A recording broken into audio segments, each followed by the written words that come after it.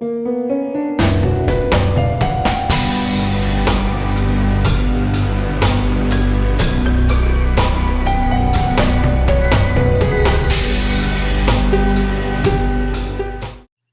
we live in a practical reality. Earth is a physical environment, and it has functions that function within mathematics and physics. The physics and mathematics of consequence, basically, of cause and effect. And I mean, this is not a belief, because this can be seen in our simplistic daily living. If you don't eat food, your body will not receive the nutrients that it requires physically, and it will deteriorate and die.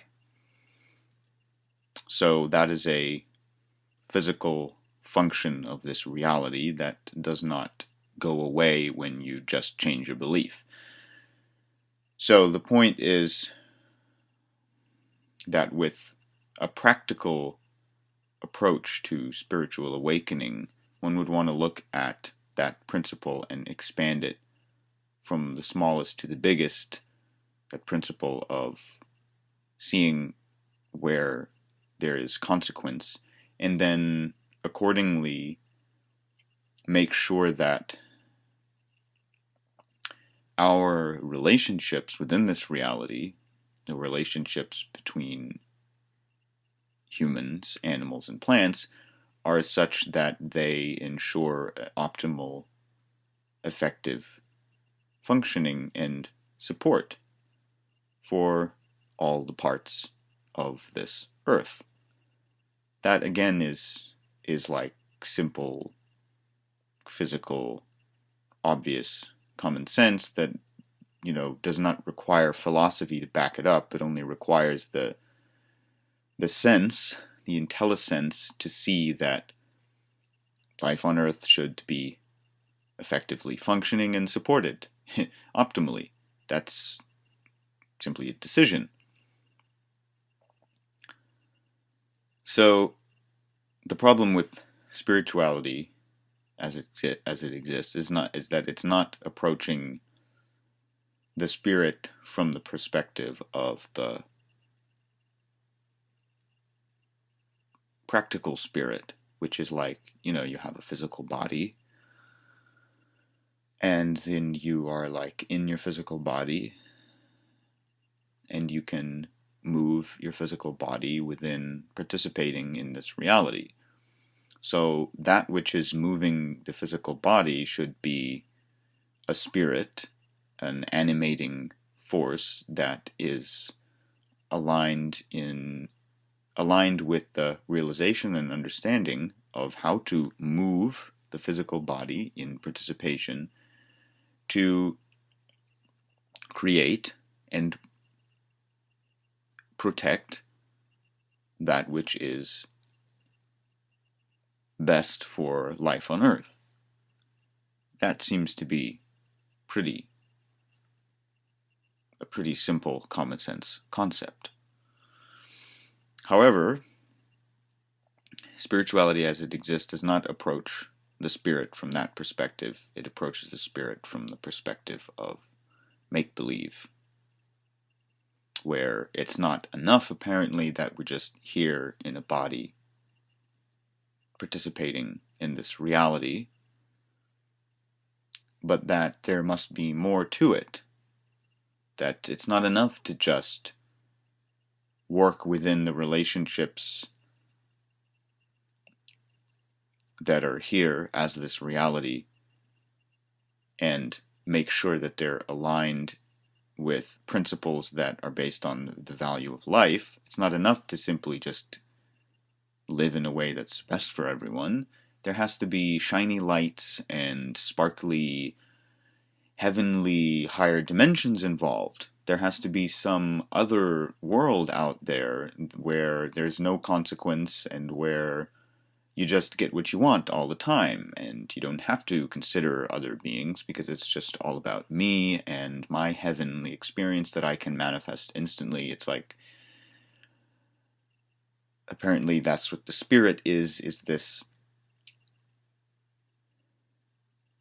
beingness that consists totally of the desire to entertain itself and to get what it wants, and that it's just here on earth for a moment to take in the sights and basically learn some stuff, which would be learning how to feel good no matter what's going on around you in this physical reality. And then when you die, you're going to go back to your true, real spiritual home, which is a reality where it's just all entertainment, all fun, all the time, what I want, no consequence, no suffering, no bad stuff, no pain. But, I mean, that's just make-believe, because we don't see what's after death, in fact. We don't actually remember where we were, who we were before we were born. All we know is the thoughts in our minds that have been put there gradually as we accepted what was taught to us. I mean, we're a product of this world. So it's quite strange to then, as this product of this world, claim that we're not of this world and that who I really am is a non-physical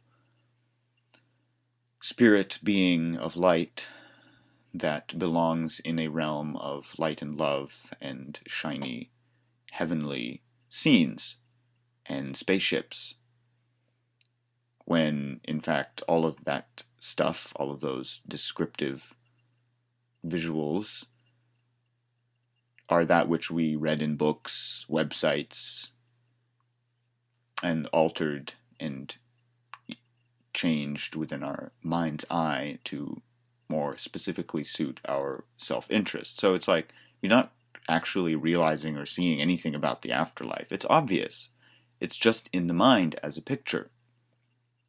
And we become so distracted by these pictures and the feeling we get when we participate within a particular self-idea, like, I'm an ascending being here to do the divine work of God, that we make ourselves feel so important and that we're part of such a grand mission that the light and love that just feels so good and it just looks so pretty that we fail to see even basic points of how this reality actually works.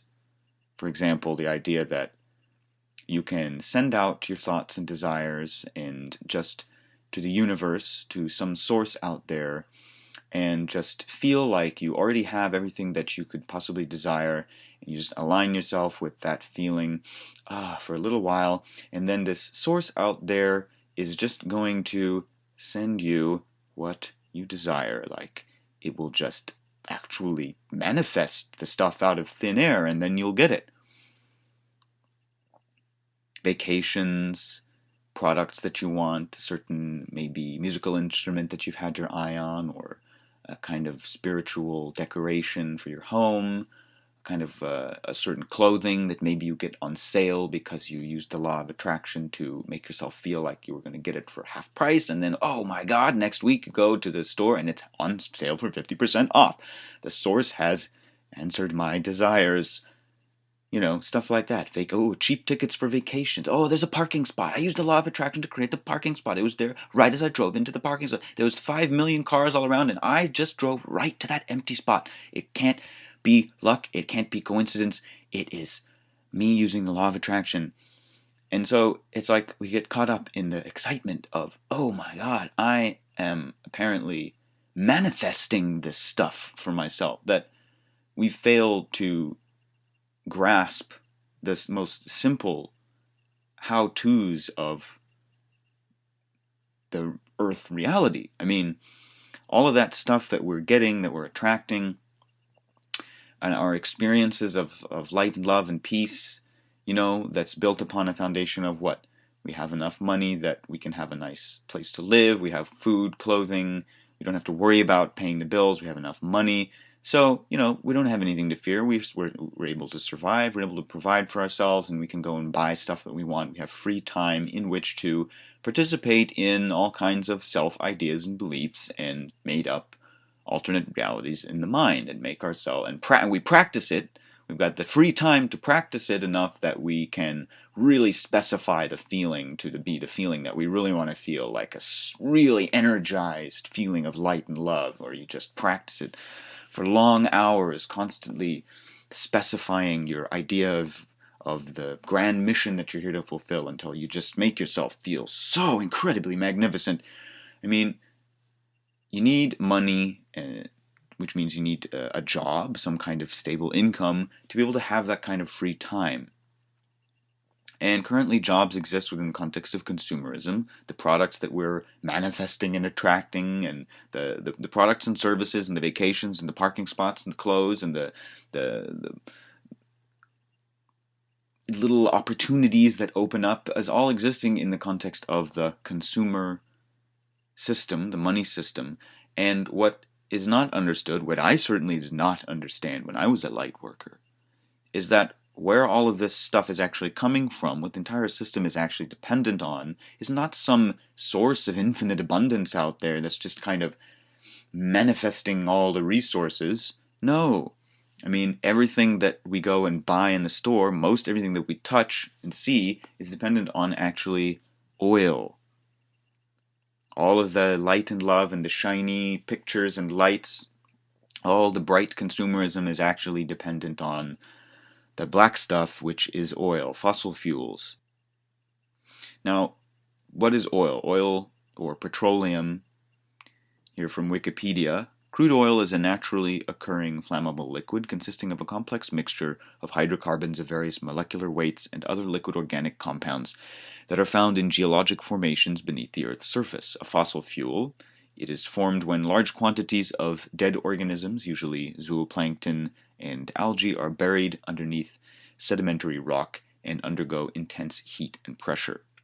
So basically you have fossils, dead organisms, large quantities of dead organisms that undergo intense heat and pressure, and that basically becomes that which was turned into oil.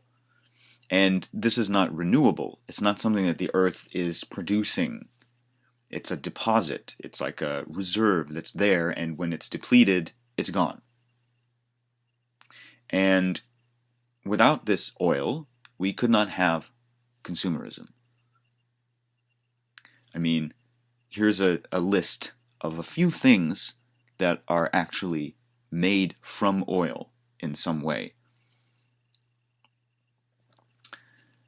It's quite a long list, so I'm going to go through it a bit quickly. Clothing, ink, heart valves, crayons, parachutes, telephones, enamel, transparent tape, antiseptics, vacuum bottles, deodorant, pantyhose, rubbing alcohol, carpets, epoxy paint, oil filters, upholstery, hearing aids, car sound insulation, cassettes, motorcycle helmets, pillows, shower doors, shoes, refrigerator linings, electrical tape, safety glass, awnings, salad bowl, rubber cement, nylon rope, ice buckets, fertilizers, hair coloring, toilet seats, denture adhesive, loudspeakers, movie film, fishing boots, candles, water pipes, car enamel, shower curtains, credit cards, aspirin, golf balls, detergent, sunglasses, glue, fishing rods, linoleum, plastic, wood, soft contact lenses, trash bags, hand lotion, shampoo, shaving cream, footballs, paintbrushes, balloons, fan belts, umbrellas, paint rollers, luggage, antifreeze, roofing, solvents, LP records, dyes, cortisone, antihistamines, food preservatives, faucet washers, petroleum jelly, shoe polish, perfumes, fishing lures, insecticides, skis, percolators, putty, dashboards, vitamin capsules, curtains, tape recorders, caulking, golf bags, nail polish boats, ballpoint pens, beach umbrellas, mops, dentures, bandages, artificial limbs, artificial turf, anesthetics, cameras, plywood adhesive,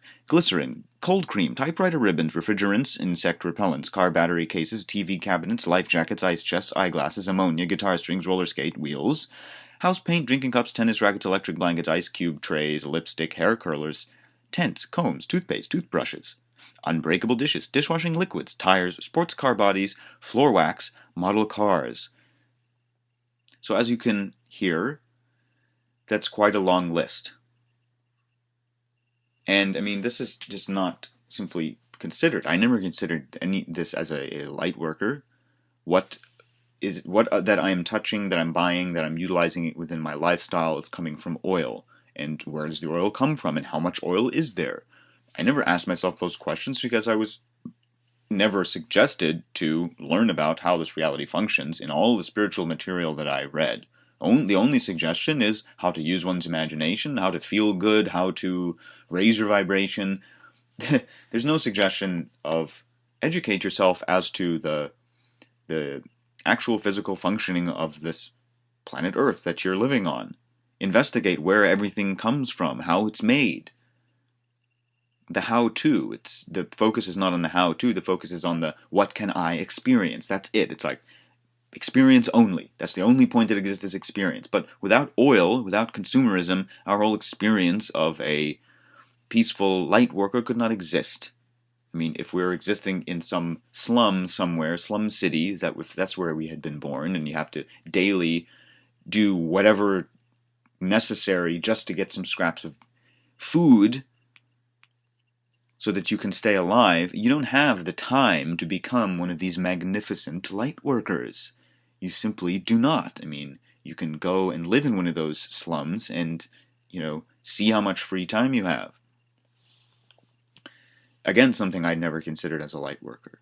So, we've got a problem because the oil is going to run out. It's becoming an increasingly closer event. And spirituality does not have any solution. I mean, the solution is imagine yourself ascending into a higher reality. Imagine the earth ascending into a higher new reality. It's like you're just using your imagination, but as you can prove to yourself, try imagining gas in your car. You'll find that no matter how vivid your imagination and visualization is, no matter how good you are at using the law of attraction and feeling like that gas is just in your car, you cannot just get it to manifest in your gas tank. You can't shoot light and love into your gas tank and make your car go. You won't move an inch. You need the gas. The gas comes from the gas station. You need the money to buy the gas. And if the oil runs out, there won't be any gas at the gas station. How are you supposed to drive to the next spiritual meetup downtown to talk about love and light? How are you supposed to drive out to the beautiful countryside where you have a private meditation retreat? How will you get there? Are you going to fly there? I don't think so. So it's time to get down to earth and get busy with some actual self-education here, because I don't think that, and come up with a solution, because I don't think that any of these law of attraction people and light workers would volunteer to be the ones that are part of the next big cataclysm of heat and pressure that will turn us all into fossils so that future generations can, enjoy their right to the law of attraction within a consumer system based on using oil. I mean, that's if we're accepting this as the only way the world can exist, then we have to be prepared to play a role in, the common sense things that have to happen to make sure that continues. So we need more fossils. Who's going to volunteer to become the fossil, and who's going to do the heat and pressure?